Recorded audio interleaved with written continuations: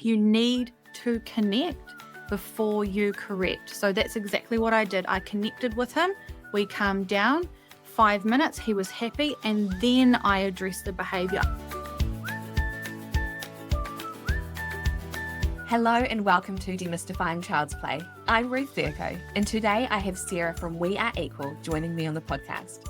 And her speciality is neurodiversity. She's a mum of 4, including a neurodiverse kiddo and an early childhood teacher. She started We Are Equal after her and her partner were at the point where they realized they could only Google so much. They were strung out, exhausted, and were lost in the cycle of how can we best support our 5-year-old neurodiverse child. Starting We Are Equal was not just starting a business for them. It was about creating a community, bridging both acceptance and awareness of neurodiversity in a positive, safe space, which is what I'm all about. So welcome, Sarah. Thank you. Awesome. I'm so glad you're here today. And today, as we do with our guests, Sarah's going to share her 5 top points she wished someone had told her about parenting an autistic child, which actually makes sense in the ins and outs of being a real parent to a real child with siblings. Because as I've experienced as a teacher myself and working with other neurodiverse children, not with neurodiverse children myself, but with others, is that there's so much information about them about just that child or just what the parents do, not actually in real life situations. So, Sarah, where would you like to start? We can start with point 1, which is safe foods, and safe foods always, because food can be a real struggle because when you're learning to understand your child's sensory profile, there's a lot of sensory factors, and food can be a huge one. The smell, the texture, the taste of it, it can be quite dysregulating. So they have quite a small selection of foods they would like to eat, like sandwiches. My son really likes chicken nuggets, and that seems to be his entire palate.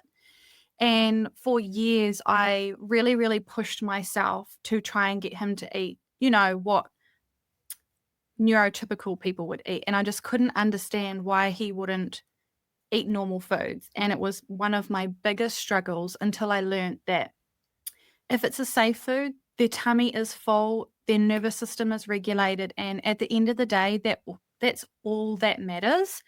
And introducing new foods alongside their safe foods, but no pressure to eat them. So they can say they like to eat chicken nuggets. One night you might add a piece of apple or a vegetable or something else. And it doesn't matter if they don't eat it. They might want to just explore it. They might want to smell it. They might want to touch it.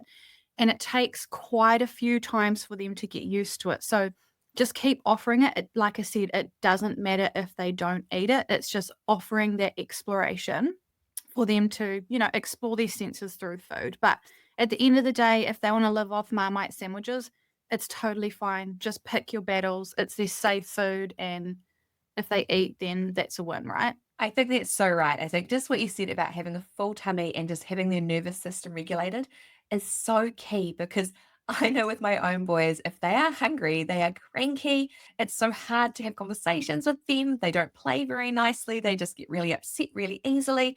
And if you're working with a neurotypical child like that, if you've got your own child who's neurodiverse, that's even heightened even more so. And then I always like thinking about these situations with me as an adult. So I think about foods that I don't like. And I know for me, mushrooms is something that early 20s, I made an active effort to like, because I realized there's so many dishes that were being ruined for me because there was mushrooms in them. And it took a long time for me to enjoy and like them. And now I do. But it was for me giving myself little bits of exposure and having a little bit more and having a little bit more in different scenarios. And that's the same as this. But I didn't try and live on mushrooms alone. Like, I was still having all my normal foods. And so that's just what you're saying here, is that if Marmite is my key, I'm going to have Marmite on toast, and I might add 1 mushroom to it. And if I don't eat mushrooms that day, that's okay. But the exposure may never like them, but it's that slow and steady and letting them know there are other things out there. But at the end of the day, their tummy is still going to be full, which is a great one to start on, because we all like being full and not hangry.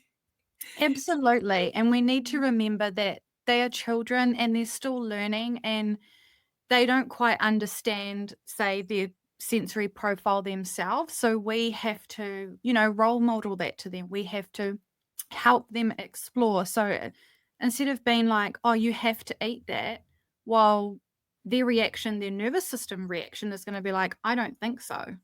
And I just think we need to be a little bit more mindful of that as adults and show ourselves compassion. Like, It's okay. It's okay if they want to eat sandwiches. It's not gonna harm them. Their bellies are full. Like I said, it's their safe food, and that's really, really important because it's predictable.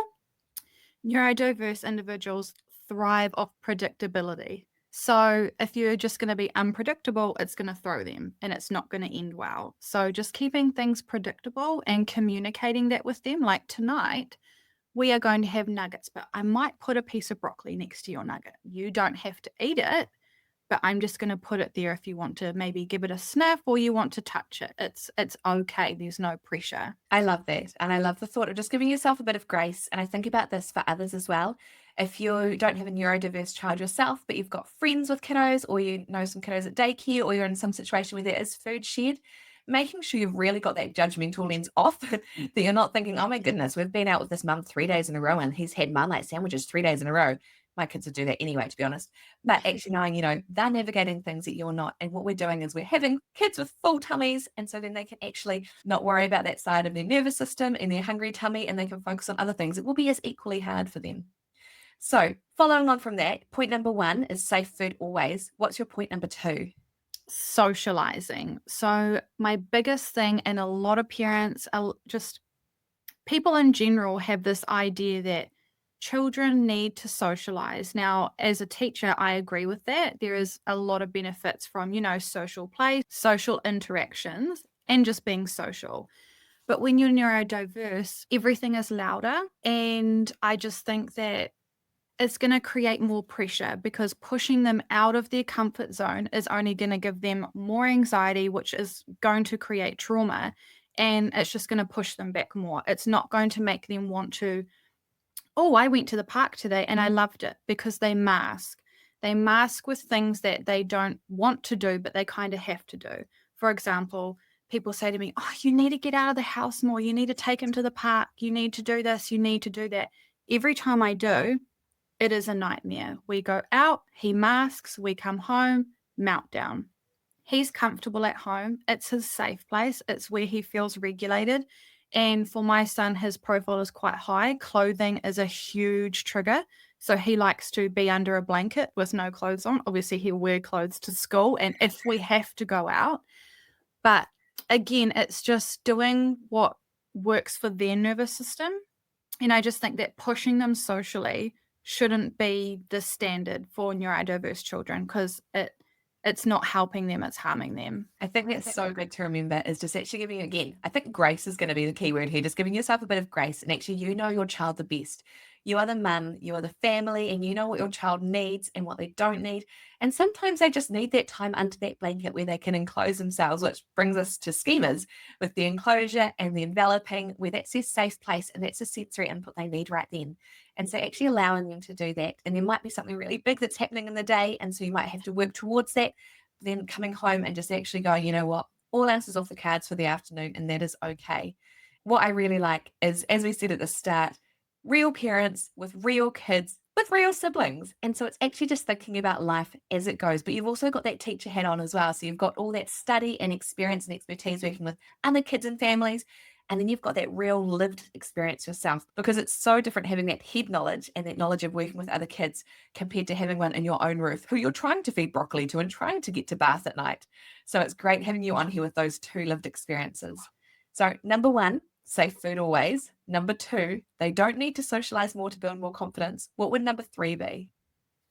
I'll just quickly go back to number 2 and just add that if you are going to do something social with your neurodiverse child, make it predictable. So always let them know what's going to happen. So every day my son will say, what's happening tomorrow? That whole day, what's happening tomorrow? What's happening tomorrow? And if I tell him, he's okay, because he has mentally processed that that's what he's going to be doing.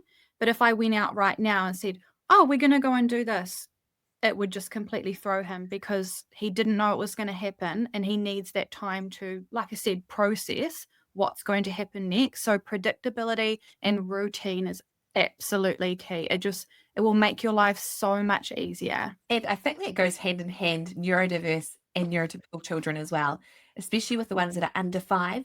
Routine, they love. Being a classroom teacher myself, The class is so much easier to manage when you've got routine. With my kids at home, so much easier. Bedtime, bath time, so much easier when we stick to the same routine. When something comes out of that routine, that's when things are hard. So you think about it with your neurotypical kids and then your neurodiverse kids, we've got that other layer on top. Routines are routines are routines are routines. They are so key in just giving you that bit more flexibility because you're in that routine, so you can do things and you need to have them happen. Yeah, and I think too, I'll just go back to what you said about having that teacher knowledge, like, having the teacher hat on and then being a mum.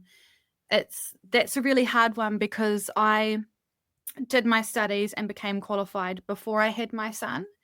And so I learned everything about neurodiversity, autism, all that sort of stuff. And I was so passionate about it. In my head, I was like, I know everything. I've got it all figured out. I worked alongside a lot of diverse learners, and that was amazing. But when I had my son and learned of his, diversity, taking that teacher hat off and putting that mum hat on was really, really hard because I had the knowledge of studies. I hadn't had that lived experience. Now it helped. It really, I'm so grateful that I have all that knowledge. But when you put your mum hat on, everything just goes out the window. So I learn so much from him every day because the spectrum is so wide and they are all so different. It's not one fits in, they all fit in one box. They are all completely different, which is so beautiful. But yeah, it's a lot to wrap your head around, I guess, when you learn about something and then you experience it firsthand, it's like, whoa. Yes. And again, it's giving yourself that grace, giving yourself that time to say, you know what? I know this, but I don't know this. And this is a journey we're going on together. And knowing that journey is not going to end. It's not like, cool, I've got here and we're finished. And so now we're experts. It's learning and growing alongside your child and being open to that, not being close to that. Because the more you're open to it, the more you're flexible, the more you can change and say, you know what? I was a good enough parent yesterday, but I know something new today. So I'm going to be a different type of good enough parent today.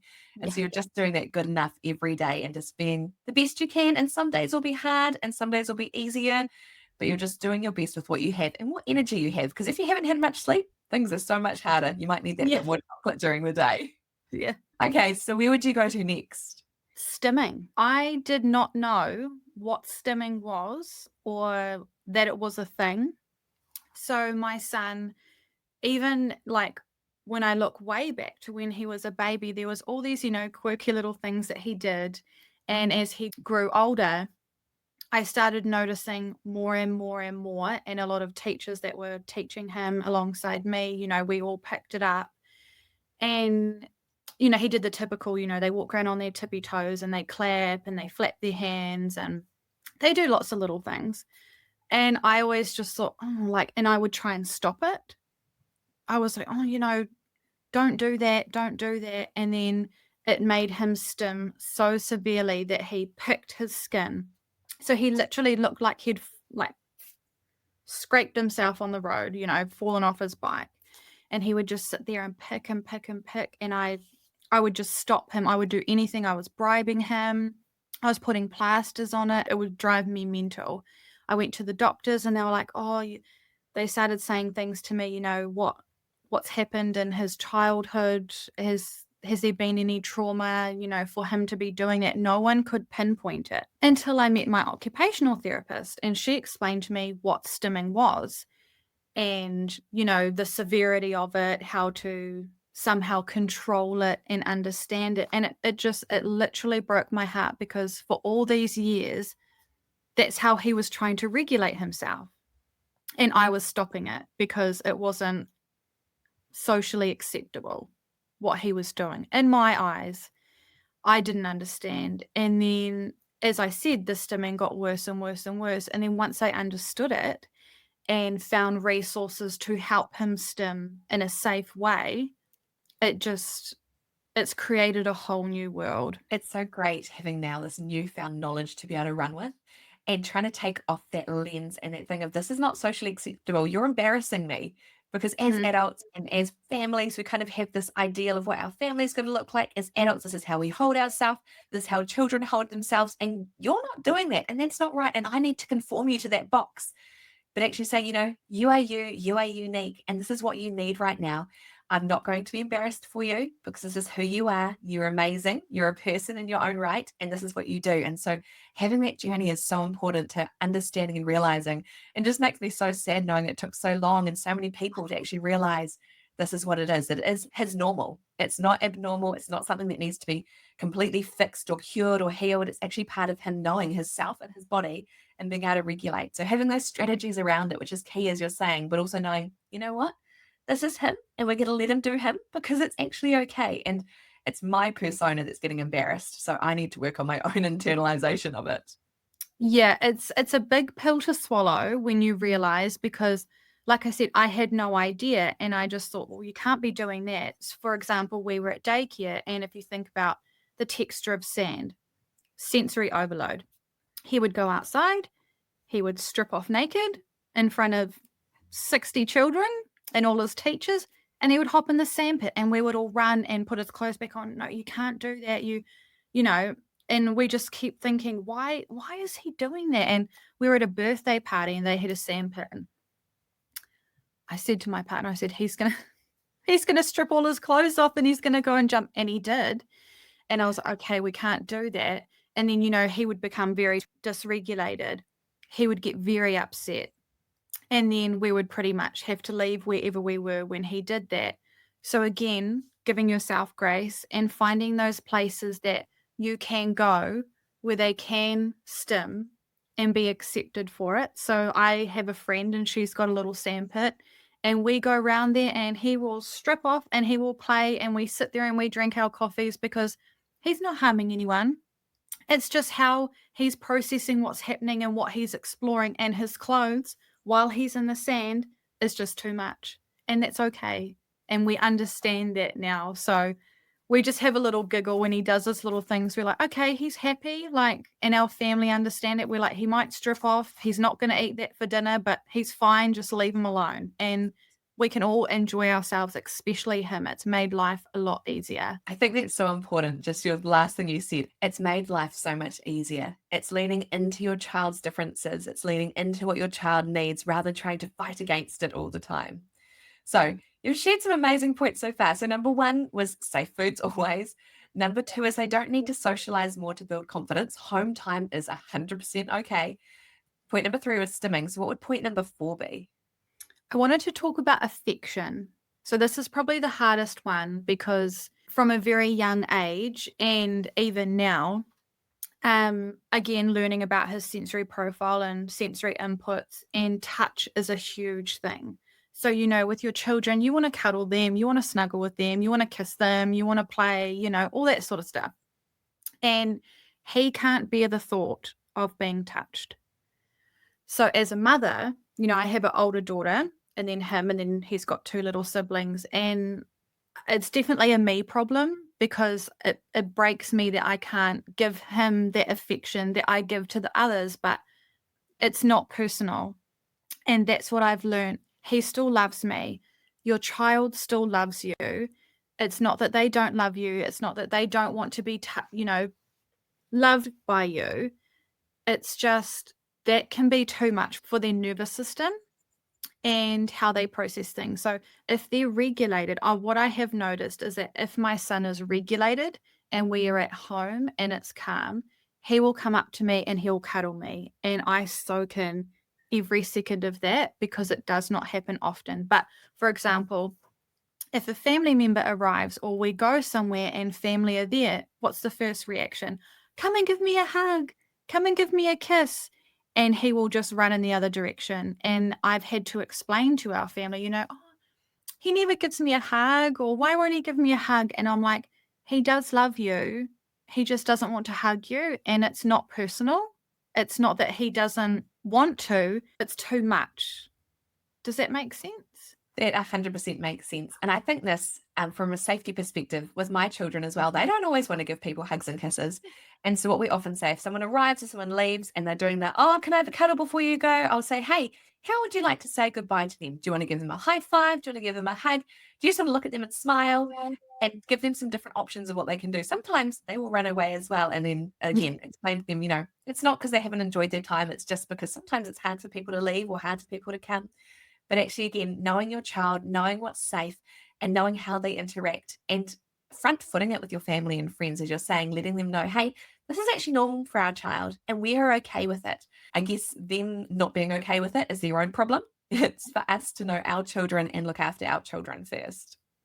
Absolutely, and I think that us as adults and parents and, family members, like I said, it is a lot to take in because you want to love that child, your grandchild, your nephew, whatever, but you need to think about them and what is safe and comfortable for them and not think about how it makes you sad that he doesn't wanna hug you.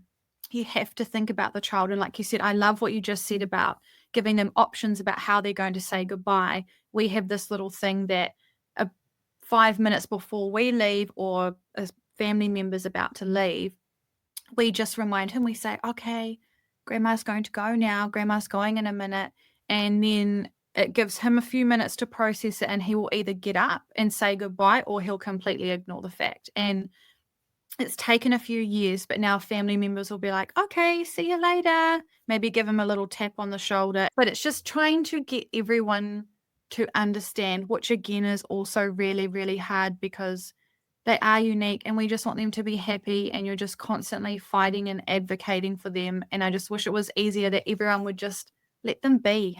Just let them be who they are. It's not personal. Yes, and even just listening to that, I think about the 5 different love languages, which a couple of episodes or a lot of episodes ago, I think it's around 17, is I did a series on the 5 love languages. So you've got physical touch, which is one of them, but that's at one of 5. You've got physical touch, words of affirmation, quality time, acts of service, and gifts. And so actually, if physical touch isn't their love language, you've still got so many different ways you can show love or receive love.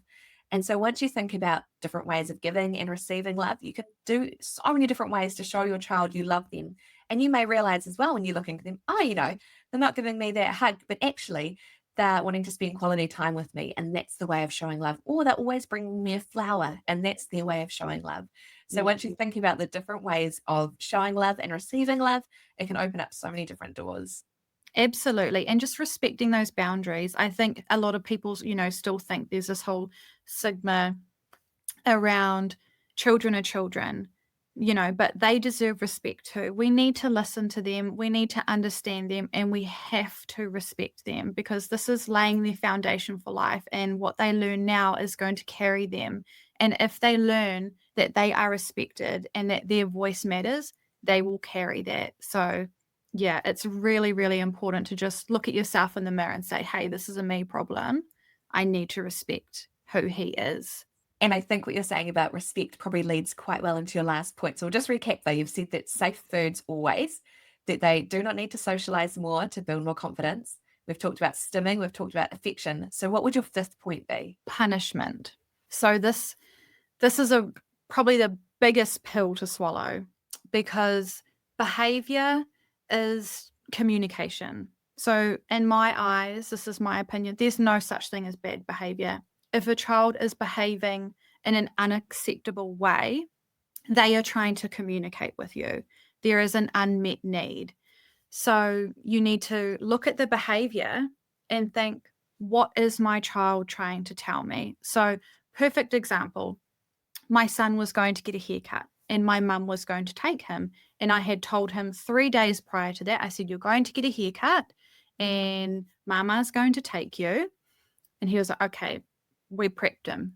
My mum arrived and my younger daughter, I want to go. And I don't know what came over me. I was like, okay. So I put them in my mum's car and he started screaming at me. He's like, I don't want her to come. I was going with mama. I'm going to get a haircut. And in my head, I think I was just, to be honest, tapped out that day. And I was like, it's fine. She can go with you. She just wants to come and watch. She wants to watch you get a haircut. Well, I put them in the car. I came back inside.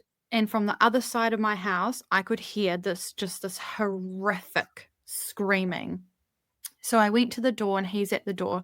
My mum was standing there, bless her. She was so upset.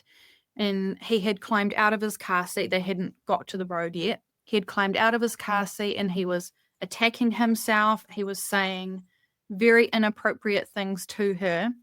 So she brought him back to the door and she was really upset. And she said, I don't know what to do, Sarah. He climbed out of his seat. He said this, he's doing this. And I could see that she was very upset, and I could just see how angry he was. And I thought to myself, I can punish him because he started biting me. He was kicking me. I said, I can punish him, or I can stop this right now and I can get down to his level and I can say, how can I help you? I can see and I can hear that you are so angry. So we're just going to go into a safe place and you can tell me what is wrong. Immediately stopped. We came into the bedroom. I sat down. I remained very, very calm. I talked quietly to him. I did not touch him. I made sure I wasn't too close to him. And I said, what is wrong? How can I help you? And he said, I want to go and get a haircut by myself. And I said, okay. And I apologized that I had changed what I said. This is the importance of routine and predictability. I apologized for making that sudden change on him. And he regulated. We had a hug. He hugged me. We had a talk about it. He calmed down. I came out and I calmed down my mum because she felt really bad. She blamed herself that he had done that. And I explained to her because, again, I just want to make a point that when you do this, a lot of people will judge you. A lot of people will look at you and think, why are you not punishing that child for being naughty? You are just getting down to their level and speaking to them calmly. They're manipulating you. You're giving them what they want. They control you. No, I am not. You need to connect before you correct. So that's exactly what I did. I connected with him. We calmed down. 5 minutes, he was happy. And then I addressed the behavior. I said to him, he was happy. We were talking, and I said, it makes me, and instead of saying, I don't like it when you do this, don't do that, I expressed to him how it made me feel. So I said, when you were really, really upset and you were biting me, that made me feel very sad. And he apologized to me, and we talked about what's acceptable and what's not acceptable. So do not punish them. And then once they are regulated, then you address the behavior and talk about, like I said, what's acceptable and what's not. But I just cannot say enough that they do not punish, diverse or not diverse. Children do not need to be punished. You just need to connect before you correct. I am 100% with you that behavior, any type of behavior, is all forms of communication. And just listening to that story, I just found it so beautiful, just that you were able to keep yourself regulated and go into that moment. Even when you're saying you're tapped out to begin with, so you're like, I just need some time without the kids. It's just going to be so great just having that time to myself, because as mums, we need that. But actually being able to rise above the situation and not just think, stuff it, you're going, we're just going to have this argument, I'm just going to put you in your room and you can just deal with it yourself. You are able to take that breath and say, actually, what my child needs right now is me being the mum and me being the adult in the situation, and being able to come down to his level and know what he needs and work through it in a way that was so beautiful. So congratulations. As much as anything else, it shows to me that you've learned your child so well, as well as knowing yourself, to be able to have these hard moments that you're able to turn into easier moments, all because you know that it's communication. That he's biting you, he's scratching you, he's ripping out of the car and saying horrible things, not because he doesn't love you, not because of anything else. You can actually trace it back to being like, oops, yeah, that was my mistake. I did change the plan. And being able to apologize to your child as well, saying, you know what, it was me. I actually did do something wrong. Yep, what you did, the outlaying of it wasn't right. But actually, in this moment, we're not going to talk about that, because what happens right now is actually you're the one important to bring down and regulate, and then we can go from there. And I think at home with my children, I talk about this too, is that if there's things that are doing, we talk a lot about being safe and being unsafe. And so in the moment, I'll be connecting with them and talking them through and finding out kind of the what's happening. And then when we're in a calmer state, being like, hey, when you were moving your arms around like that, I wasn't feeling very safe, which is why I needed to move my body away, which is why I might have needed to pick you up or take a toy out of your hand because it wasn't safe for other people. So it's explaining not in the heat of the moment, but actually talking about it later and using the really easy concepts, feeling sad, feeling safe or not safe, being able to work together as a family, because we've got these kids for life, whether we like it or not. Hopefully we like it. But every little bit we put in, from when they're born to when they're 1 to 5 to 15, it's all building these foundations of how we connect and relate to our children. in another podcast, I've said as well, I love my kids at this age. They're 4 and under. It's so much fun, but I'm parenting for teenagers and adults. I want my kids to love me as their mum, as a 15-year-old, as a 25-year-old, as a 55-year-old. I want that connection, and that starts right now. And so the connection, the way you interact, the way you work with your kids is building the foundations for a lifelong family, which is amazing. Absolutely. And I think that's why it's so important to talk about and explore feelings when your child is regulated. So, not only talking about the emotion itself, but I'm really big on talking about, okay, I feel sad. How does feeling sad make my body feel? What can I do to make myself feel less sad? Because when my son is dysregulated, and so he's so angry, it's the end of the world, he's screaming, he's hitting everything, and he will start saying little things that indicate to me that he's angry. So if he can't directly say to me, I am angry. He will say, oh, my back hurts, my top's really itchy, or the TV's too loud. So when he's regulated and we explore those feelings, and I say to him, how does being angry make your body feel? He will say to me, I get a sore back. Everything's really loud. Everything's really itchy. And I just want to scream. So when he starts saying the TV's too loud, I can calmly say to him, I can see that you are starting to feel angry. What can we do to make you feel less angry? And then it's just regulation. We have addressed it, and I can communicate with him because we've communicated those feelings whilst he's been regulated. So big on talking about feelings and communicating whilst regulated, so that if they do become dysregulated, it's a lot easier to manage and you understand. Thank you so much, Sarah. You have shared so much. I love how we've shared a bit about kind of your 5 top tips of what you wished you'd known before coming into this journey, but also your real life experiences through it. Again, you're a real mum with a real child, with a real family. We're actually going through this, which is so good. Now, this has been so good. Thank you so much. And there's a lot that you've shared. So if anyone's listening thinking, oh, I'd really like to revisit this, don't worry. We've got your back. I'll have all the show notes on the blog, which is playschemas.com/blog. Play schemas.com/blog. So you'll be able to get all the points there. You'll also be able to get how to find Sarah if you want to connect with her more, share your stories about having your own neurodiverse child in your family, or having a look at what she does. But where would we find you, Sarah? You can find us on Instagram under We Are Equal. So it's we._r._equal. And that's where you'll find us and our community and learn more about our journey and everything we do and more about what we've talked about today. Fantastic. And as I said, this will be on the show notes, and I'll make sure it's also under this episode as well. So you can easily just click there and find your way straight to Sarah. So again, thank you so much, Sarah, for being on today. Thank you so much for sharing your life, your experience, and where you're going to, which is so great. So everyone listening, remember today is a great day to play, and today is a great day to learn about your child, whether they're neurodiverse, neurotypical. Go into your day learning a little bit more about them. And if you do have friends or family members, not yourself, with a neurodiverse child, make sure you give them a bit of grace and a little bit of a pep talk saying, you know what, you're doing a great job, because parenting is hard and neurodiverse children have that extra level. So well done, Sarah. You are doing a great job, and make sure we'll share this with others too.